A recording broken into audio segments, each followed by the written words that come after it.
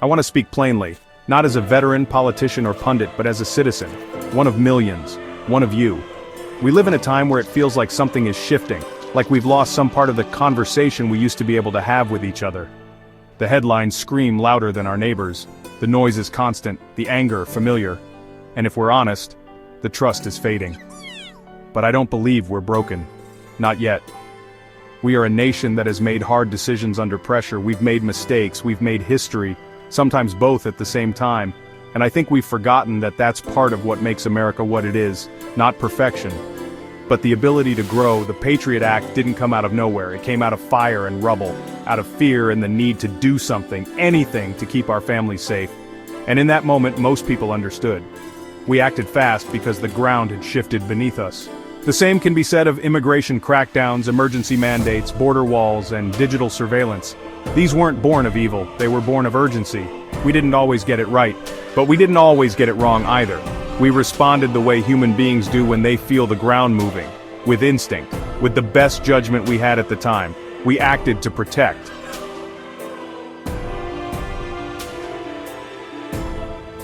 But what was necessary then may not be necessary now, and the tools we forged in crisis weren't meant to become permanent fixtures in a free society.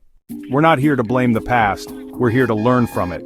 We've kept emergency powers long after the emergency passed. We've let fear shape laws that lasted far beyond their moment. We've allowed surveillance to grow quieter, faster, and deeper, until people wonder if the Constitution still covers the digital world we live in. We've watched the rise of voices being muted, censored, flagged. Sometimes for being wrong, yes, but sometimes just for daring to ask a question before the right answer was decided. We've seen border policies swing like a pendulum, too hard, too soft, never quite settled. And while politicians debate, cartels keep moving drugs, families keep fleeing violence, and communities on both sides of the line keep paying the price.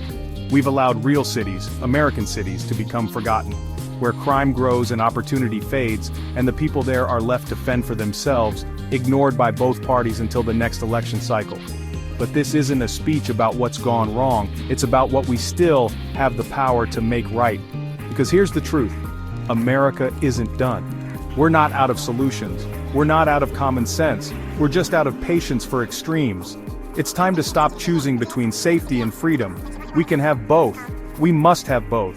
It's time to stop acting like compassion and discipline can't share the same stage. They can, they must. So where do we start? We start with civics, real civics.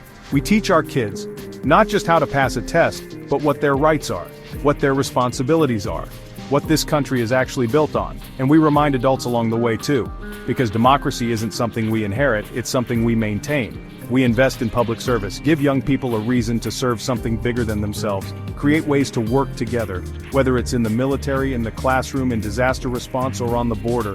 Because when people serve alongside each other, they stop seeing enemies, they start seeing teammates. And we protect the Constitution, all of it, not just the parts we like.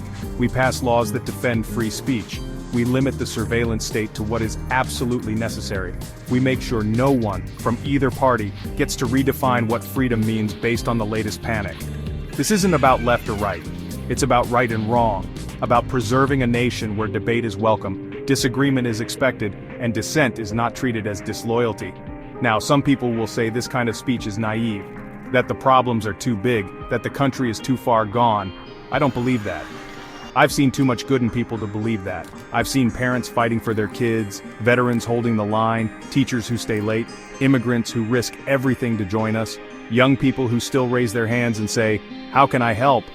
I've seen what happens when neighbors set aside their politics long enough to pull someone from a flood, or shovel a driveway, or pray together after another tragedy. That's the America I still believe in. Not perfect, but willing to grow.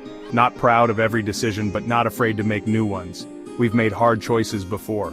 We've changed laws. We've rewritten wrongs. We've amended ourselves. And we can do it again. Because underneath all the noise, we're still bound by something stronger than our differences. Call it decency, call it duty, call it the Constitution, whatever it is, it's still there. Still holding. Still waiting for us to act like we know it. Thank you. And may we all stay free, stay brave, and stay watchful together.